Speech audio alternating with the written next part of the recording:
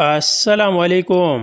وقارینوس کی تاریخ الفاظ: اگر آپ کرکٹ کی عزت نہیں کرو گئی تو کرکٹ بھی آپ کی عزت نہیں کرے گی۔ ولیمسن نے دورہ پاکستان آنے سے انکار کیا۔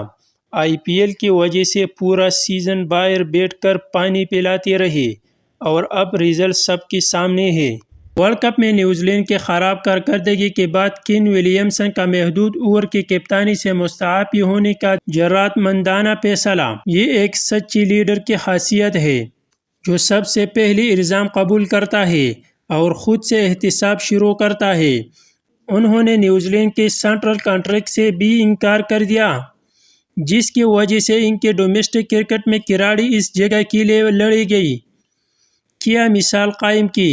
نیوزی لینڈ نے ان کی قیادت میں ترقی کی اور عالمی مقابلوں میں بہت تسلسل برقرار رکھا۔ ایک برا ٹورنامنٹ اور اس نے استعفا دے دیا۔ دوسری طرف ہم ایسے کپتان دیکھتے ہیں جو الزام بالکل نہیں لیتے اور جو کئی ورلڈ کپ، ایشیا کپ میں ناکام ہو چکے ہیں لیکن پھر بھی اقتدار کی بھوکی ہے، جس کا نتیجہ ٹیم میں گروپ بندی کی صورت میں نکلتا ہے۔